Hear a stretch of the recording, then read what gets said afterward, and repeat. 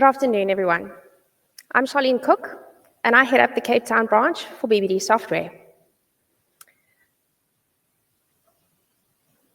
It wasn't always so. I started my career as a software engineer, where I wrote bespoke software for enterprises for at least a decade. And so last year, at the Escape conference in Johannesburg, we had one or two drinks after the conference, and I was chatting to Lucky, who you'll know from the keynote speak, or talk rather. And I boldly exclaimed to Lucky that I believe senior leadership in the business absolutely has to do a talk at Escape every single year. And Lucky responded, Charlene, I think that's a great idea. And I look forward to your talk next year at Escape. And so here I am paying the price for my loud opinions. And with just 1 week to go before the talk submission due date, and not a single word on the page, I did what I usually do, and I rope in some of our awesome colleagues in Cape Town to help me solve these problems. After all, we're all problem solvers, right? And so I said, guys, help me out. What do I do? What should I talk about? I've got 1 week to go. How about maybe we do it together? Who wants to talk with me? And at one stage, I came quite close to even getting someone to write it for me. Marnie. Alas, the farthest I got was some very pointed advice from Mikhail. He explained to me all the things that Lucky and the ATC team are expecting from a talk at Escape, and most importantly, that there must be a very clear message. Clear message. Got it, Mikhail. Clear message. Okay. And so a couple days went by, some procrastination continued, and I thought to myself, how am I going to get out of this? I am a full-time working mom of 2 young school-going children. And I'm leading quite a few project teams at the moment, and I'm just about to start a new client engagement where I have to lead a team of people I've never met, and it's going to be high pressure, and I'll just tell Lucky I was too busy. Unfortunately, I woke up the next day and thought, you are not a quitter, you are going to do this. And so a couple more days went by, and my new client engagement began. I remember my client manager at the time introducing me to the new team as the leader in the business that's going to cause disruption. Wait, was I? Is that what I'm here for? I'm not really sure if that's what I thought this was. And when I think of the word disruption, I think about, this lovely hurricane over here. It reminds me of my 5-year-old daughter as she whisks through the house smiling and leaving all sorts of disruption. And then I thought again, disruption. Okay, there is that whole positive sort of side to disruption. And, maybe what he meant was some radical changes in the way we do things, maybe a bit of innovation. Okay, look, I can be disruptive, or let's give it a go. It is like he knew what was coming, because approximately a week in to the new engagement, and this was me. Wow.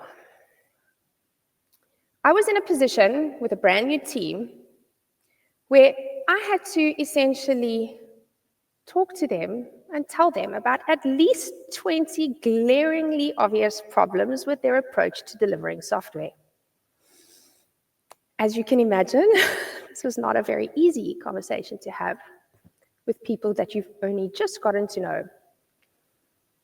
And so we spoke. I phrased it differently, of course. I called it 20 improvement opportunities. And so we began to unpack them. The team were surprisingly quite excited. They were receptive. They acknowledged that there were really, really clear areas for improvement. I then said, great, the buy-in was there. So guys, look, we're going to start tomorrow. And this team will be a highly performing engineering team. We will burn through our backlog. A couple days later, one of the senior executives at the business called us in to have a chat. We sat in the boardroom, and he asked us all those usual questions. How are things going on the project? And, do you have what you need to succeed? And are the requirements clear? And do you need any support? And, do we understand the priorities correctly? And have you got good, dependency management happening? And what can we do? And please, asking for feedback. Of course, I was new.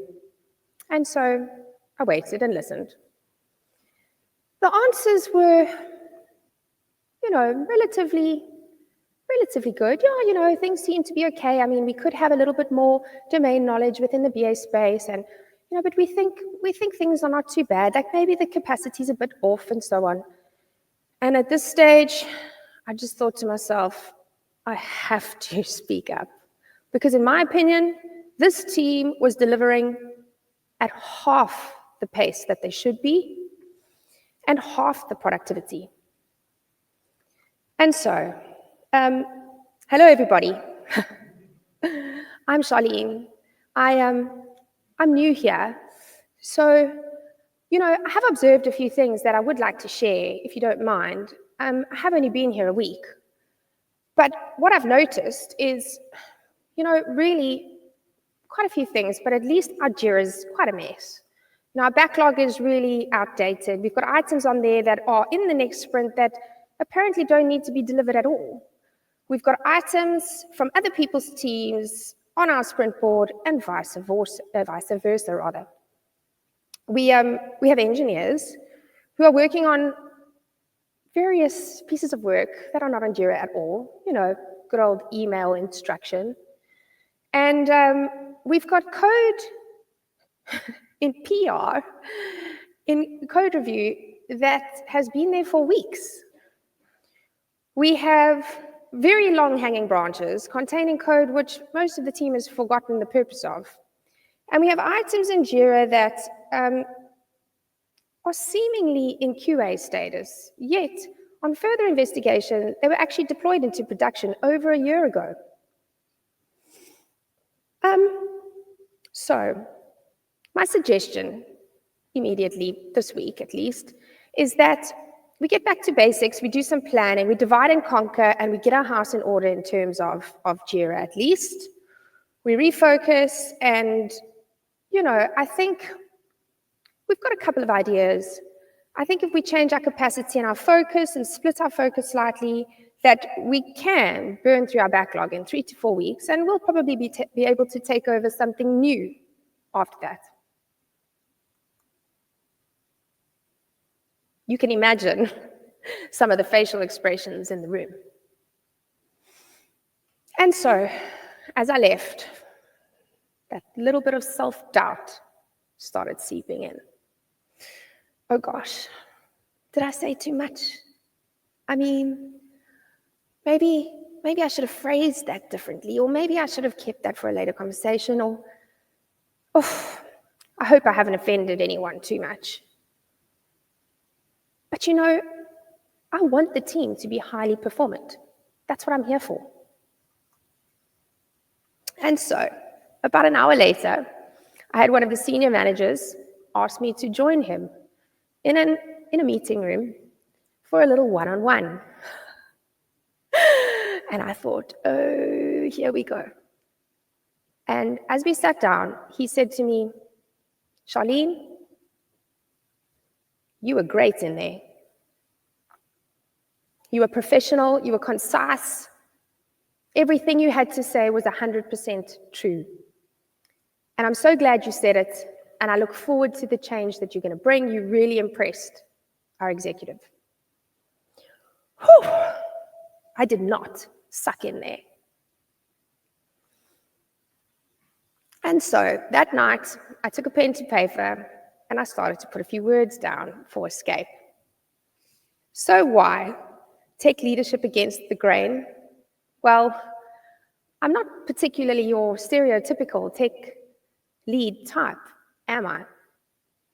I call a spade, and I'm not entirely everyone's cup of tea. But I'd much rather be a few people's shot of tequila at the end of the day. So yes, I am passionate about performance and highly performant teams, and so I believe you really need a real sense of urgency. So I don't really believe in beating around the bush. However, just because this is my way doesn't mean it's the right way, doesn't mean it's the only way. There are so many different leadership styles out there. So some of my favorite leaders in my career were actually introverts.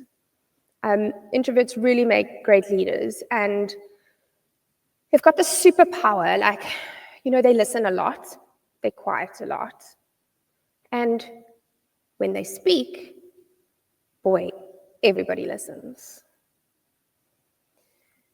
And so I'm going to take you on a little journey on what I've learned about leadership, and hopefully it will amuse you as well at some sort of stages. But my approach personally to leadership really revolves around servant leadership. So I believe in, leading by example, rolling up your sleeves, getting your hands dirty if you have to, but at the same time knowing when to drop the proverbial serviette, and most importantly, being encouraging and supporting of others around you. There's a very real human element where you have to build genuine relationships and have a genuine interest and care for other people and their growth. And so, one of the real things I do believe in terms of becoming a leader is, I think to be an excellent leader, you need to first be a really good follower. So if we think about who were our first leaders in life, our first leaders were actually our parents. And as we grow and we get to a point in our life where we consider, well, maybe we'll have our own family, I think we probably reflect on those, early years and the leadership that we've been taught so far. And some of us will say, oh, wow, I had the most amazing parents. Like, if I could be half the parents they were, or if I could be half the mom my mom was, wow, I'd be so, so happy. And others might say, well, I love this about the way my parents parented, but, if I'm a parent one day, I'll probably do these sorts of things differently. And others might say, wow, that was a roller coaster journey. I'm so happy I'm alive. I know exactly what I'm not going to be doing when I have children one day. And so what we were actually doing is we were analyzing, observing, and being very self-reflective and contemplative about what we would like to incorporate within ourselves as parents. And I believe the same goes for leadership in your career. I've had the privilege of working with a lot of good leaders in my life and some poor leaders as well. And I believe that you learn just as much from good leadership and leaders that you work with, as well as from the poorer leaders that you work with. It's all about analyzing them and really paying attention to their language, their behavior, their approach to certain things that arise throughout your career, and how do they actually make you feel? And so often I would think, okay, this is great, and this makes me feel good, and I can see that this makes others feel good, and this is something I would like to incorporate in my own leadership style as I craft that style throughout my career. Similarly, I have, unfortunately, worked with a couple of rather poor leaders, and they've taught me just as much. Observing how they approach things and how it made me feel, how it made others feel, and making sure that I keep that in mind for, excluding those certain aspects from my leadership style. Very importantly, whether you're reporting to a good leader or, someone you believe might be a poor leader, being a key player on your team is super important. It's okay to challenge, it makes sense, but if you're in a position where you can't challenge or you have challenged and a decision has been made, be excellent at execution. Be a key player on your team regardless. Because when the time comes, when a second in command is being, checked out, it's those key players who are excellent at executing that will be considered. And so, the proverbial serviette. I remember back in the day, I was leading a team of technologists. It was an integration system that we were building, and I remember the project manager at the time, he pulled us into a room, and we sort of sat down, we were listening, and he was giving us, steering us in a couple of directions, and it went somewhat like this. Okay, guys, we need to have a double check on a couple of things. We need to look at our scope. We need to look at our capacity. We have a date we can't change. We've got third-party teams that are all relying on us to go live. There's test teams, prepared. We need to think about, is our capacity right? Do we need to change our scope? Have we considered our operations, our support? Is our infrastructure correct? These are all the things that we need to do. And so we left the room, and I sat down at my desk, and I suddenly thought, wait, when he said we, did he mean me? I think maybe he meant me. I'm supposed to, do some of those things. And so I did. And I picked up a couple of serviettes. Similarly, some of the other people on the team picked up some serviettes. And I think if you are to lead a team one day, or if you're already leading teams, it's similarly just as important to very intentionally drop those proverbial serviettes. And, see who picks them up.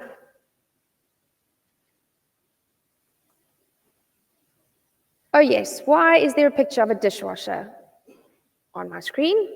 So this is a slightly mindful moment.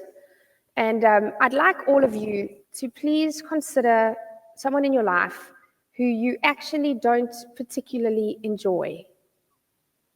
Maybe someone you don't have any sort of respect for, and you definitely don't trust them. But you have to sort of be in their company for various reasons, whether that's work or family even, or friendship circles. I'm going to give you a couple of seconds of silence to select this person in your life that you do not have trust and respect for.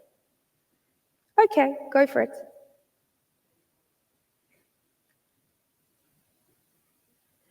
Okay, so we all have our person that we do not trust and respect. Now, I'd like you to imagine that they're here at a conference like this. And during the break, you both head off, you grab a coffee, and not together, of course, but there's a coffee break. And once you finish your tea or coffee, you go into the kitchen. Maybe there's a shared kitchen and there's a dishwasher there. And so you open the dishwasher, and as you're opening the dishwasher, this person is on the right of you. And so you place your mug in the bottom tray of the dishwasher. And this person looks at you and says, the mugs go in the top tray of the dishwasher. What do?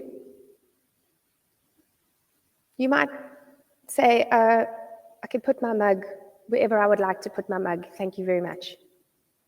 Or you might say, absolutely nothing. But you most likely do not move your mug. And so, now I would like you to think about someone in your life who you have a good trust and respect relationship with. Someone you don't mind being around. And I'll give you a couple of seconds. Go for it.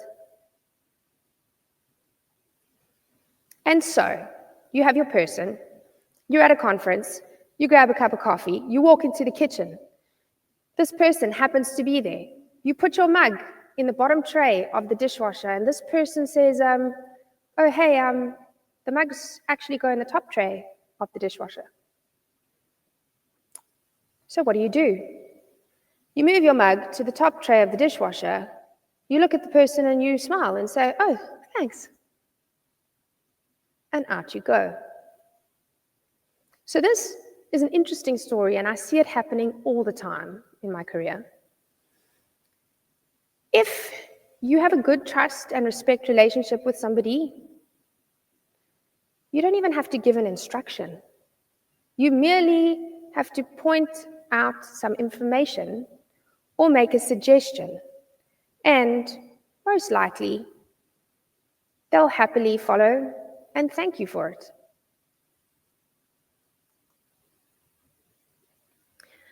And so, I get a lot of questions, or have over the years, about being a woman in IT and a female leader in IT.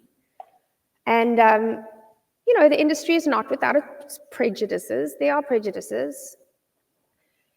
One of the moments I remember, I was approximately 31 at the time. It was the first time I interviewed somebody in the Cape Town branch. He was a gentleman in late 40s, maybe early 50s. And as I met him at the door and led him to the boardroom, he smiled and sort of, I could see he kind of was expecting me to offer him a cup of coffee. And so we walked into the boardroom. And as I walked into the boardroom, he sat down and he kind of peered at the door a couple of times, waiting for the boss to arrive to interview him.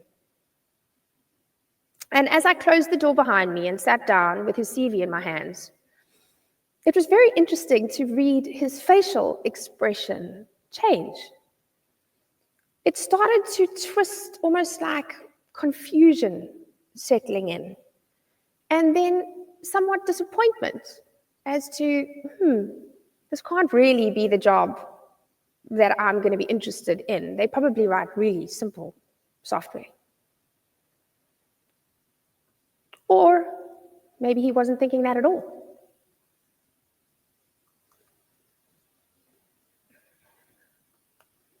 And so, it reminds me of a talk I did at a meetup a while ago. One of the ladies came up to me after the talk. She was a BA, and she led a team of BAs in her business. And she said, Charlene, I'd love your advice on something. There seems to be like a boys' club at my office. And it sort of makes me feel a bit weird, like a little bit, uncomfortable, excluded somewhat, like a little bit unheard. Do you have any advice for this? And, have you felt this way? And what do I do? Did we move on? No, we didn't. There we are. Okay. So she asked me this question. And I honestly was stumped. I was like, whoa, how do I answer this question? Why was I stumped? Let's go back 40 years or so. This is me as a baby, dressed in blue like one of the boys. And this is me as a toddler, dressed in blue like one of the boys. I could show you many more photos of me dressed in my tomboy attire, LAN gaming with my brother from the age of 7 or so, but, they gave me a time limit. And so how was I going to answer this question? This was me last year with my Joburg colleagues, probably after escape. Okay, so stumped at the question, the only thing that came out of my mouth was, what's wrong with the boys' club? I don't think that was quite what she was expecting. But I think I saved myself in the second sentence, where I said to her, the boys' club is only a barrier in your career if you choose for it to be a barrier. Does that mean that I've never faced situations where, There's been prejudices and so on, as mentioned before. No, that doesn't mean that. Absolutely, I've faced situations like that. And one of them was when I worked in the UK for a company. There was a lovely company. And as I moved on to my next opportunity, they threw me a leaving party. And at the leaving party, the tech lead at the time came up to me, and he had, maybe had one or two drinks, and he said, Charlene, I owe you an apology. And I said, oh, why? And he said, well, I actually didn't think that you were good enough. I voted against hiring you after your interview. And I have to be honest, I gave you like really boring, crappy work for like at least 6 months until I realized, actually, you're pretty good. And I was wrong. And I'm sorry. And I said, well, why did you do that? And he said, well, I don't know. I think maybe it was because you were a woman. What? I didn't even know that he was doing that. I just thought that all the new starters got the crappy, boring work and they had to earn their stripes, and I was going to earn my stripes. Anyway, his honesty humored me, so we had a good laugh afterwards. Again, it's a barrier if you choose for it to be. At the same meetup, after the BA asked me about the boys' club, one of the ladies who was listening in to the answer, she said, oh, well, you've actually made me sort of self-reflect a bit, and I actually realize we have a bit of a girls' club at work. And I mean, if other people are feeling uncomfortable with the boys' club, like maybe we shouldn't really have this girls' club at work. And do you think it's maybe unkind, for the men?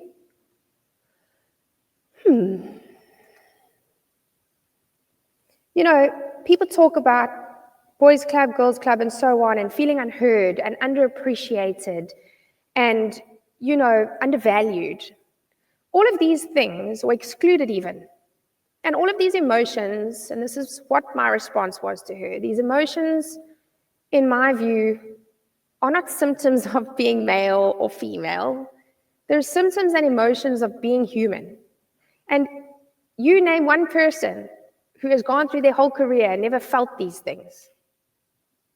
It's inevitable at some point.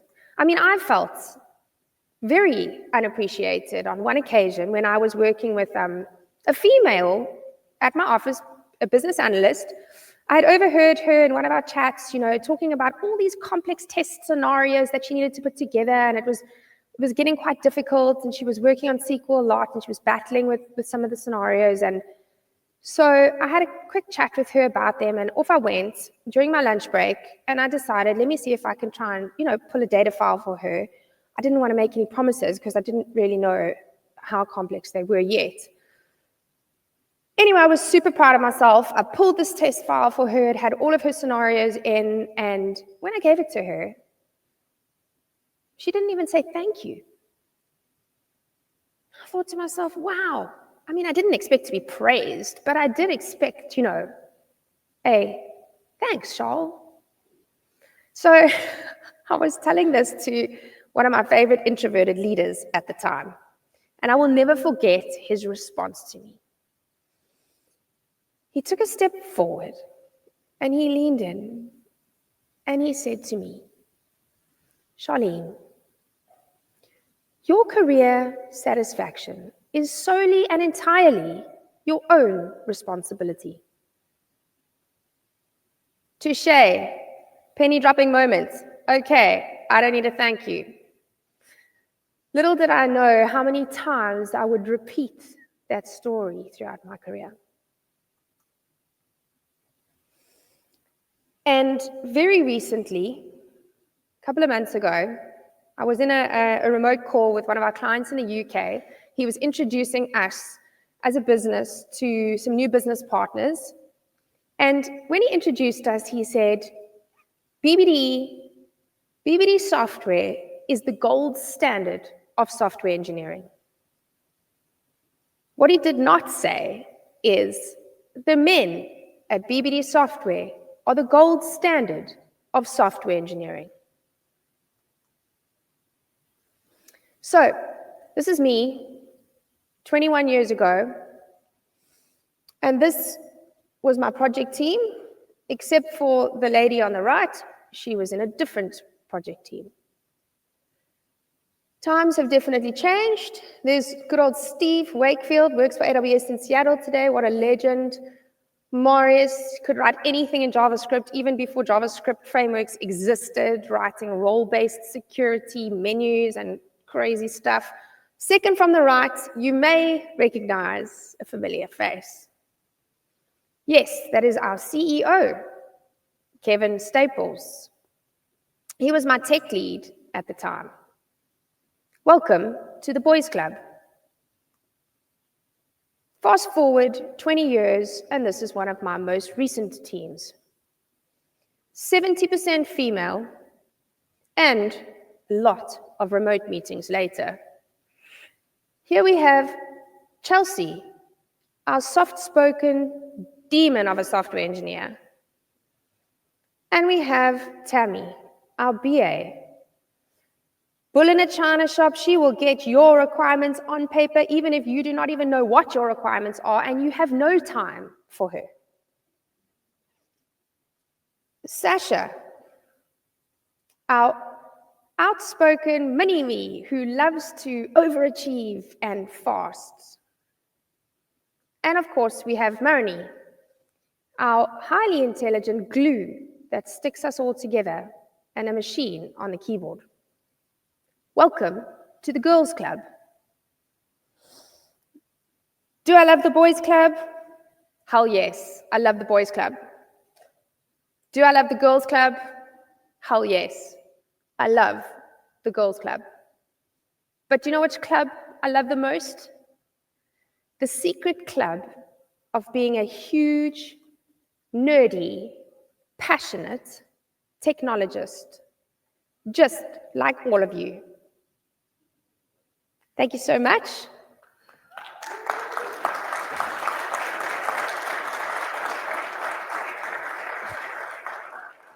I think this is the time where I ask if anyone has any questions.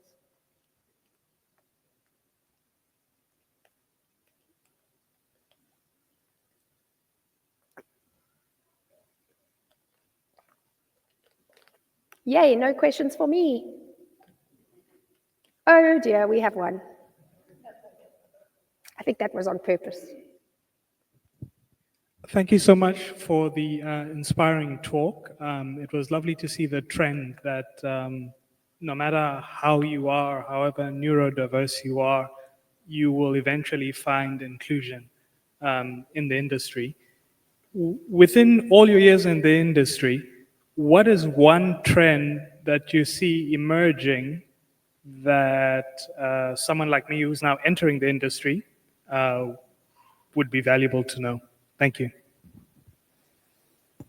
A trend entering the industry. Okay, so not on the topic of leadership, but rather a trend in the technology industry. Personalization, everything's hyper-personalized. Obviously, AI is coming, and it's going to be bigger and bigger every year.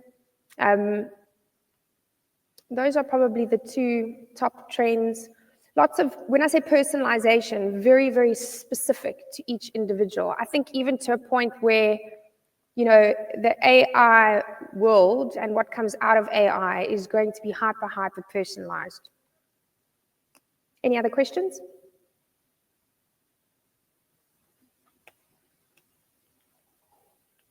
Cool, thanks everybody. I hope you enjoy the rest of your day.